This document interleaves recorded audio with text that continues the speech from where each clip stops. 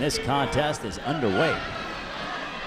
So you see Henry Huff throwing out the jab of kick and swinging wildly is Hobson. And Hobson unloads 2 right crosses to the side of the head of one Henry Huff.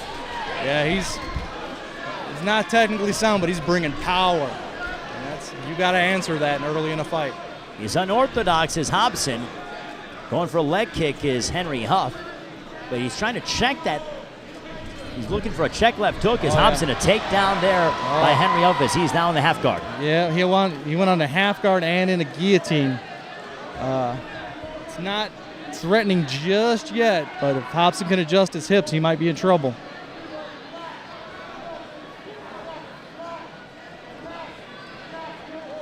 Henry Huff's doing it right, raising the hips up, driving his head in. He can make Hobson burn his arm out. And now full mount for Henry Huff. Can he get his neck out of this precarious position?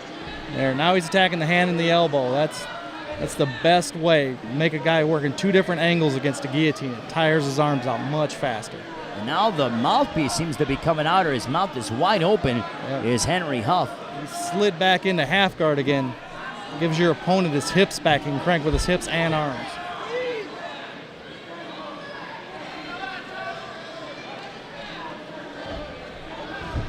Jeremy, what does Henry Huff have to do to get out of this spot? He actually needs to step toward the cage because he's currently stepping across the body deeper into the guillotine. He needs to get his hips parallel so he can turn his chin into the body. Then choke will no longer be on his neck. It'll be on his jaw. And neck cranks suck, but you can weather a neck crank.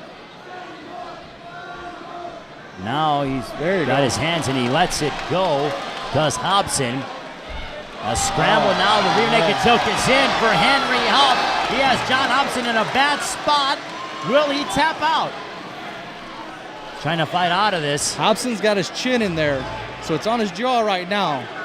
So the choke isn't fully on. It's more of a jaw crush. And it's not cutting off the carotid artery, correct, Jeremy? Right. It's just causing, like I said, it's like a neck crank. There you go. Nice roll. There you go. Now it's under. The left arm is underneath. The rear naked choke is there. Will John Hobson tap?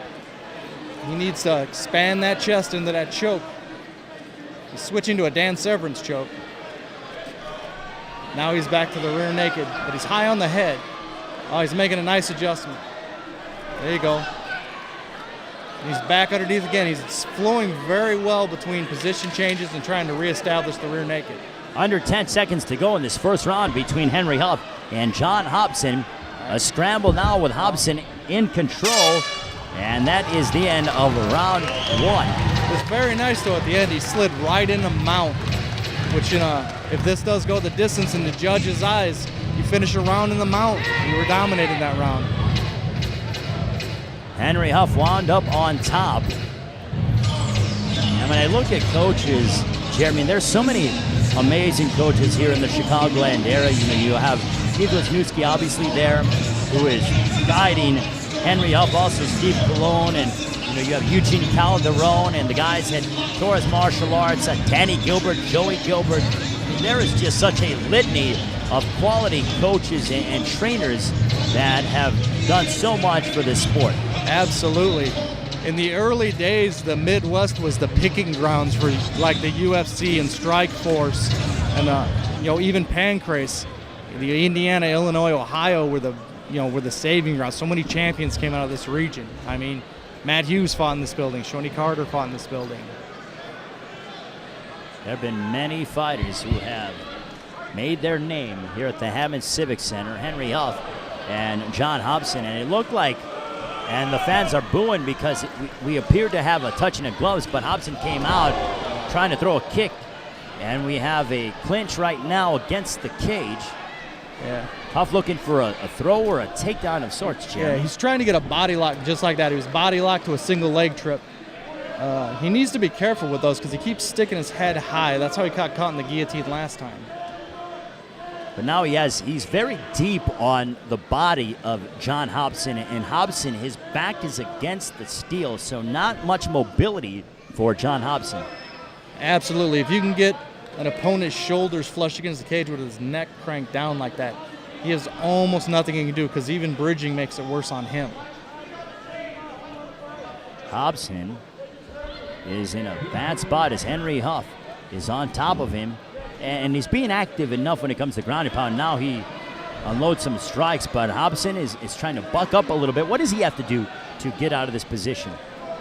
Actually, he needs to get a single arm control because he has the bridge, but he's not grabbing his opponent's arm. So every time you bridge, your opponent can just base his arms out. It doesn't stop, he just stops the roll. You pin an arm and then bridge, you can roll a guy straight over because he can't post out. And good effort by John Hobson to get himself up to his feet.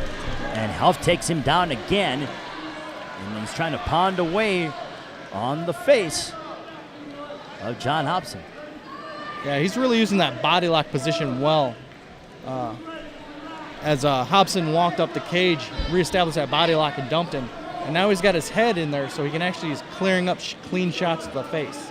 But he's pacing himself. He's not trying to throw a million punches that aren't going to land. He's really pacing himself. Nice, clean shots. And also, Jeremy, there is no drop-off when it comes to the activity level for Henry Huff either. I mean, he's in outstanding shape for this matchup. Absolutely. Like it. No, it looks like a headlock. That's a reversal of a headlock for John Hobson, Jeremy? Well, it's not really a reversal. He's in a headlock, but headlocks really pose no danger if you're not fighting a gigantic heavyweight. He's got both hooks in. He's on the back. He's cinching his arm around. He's just being really patient and taking this position. And Henry Huff trying to get that left arm underneath the chin of John Hobson. The rear naked choke is there. Jeremy, do you think it's deep enough? If he would just really commit to this crank, this fight. There it is, right there, yeah. Ladies and gentlemen, this bout ends at 2 minutes and 44 seconds of round number 2. Referee Josh Stewart stops his bout for your winner by tap out due to a rear naked choke, Henry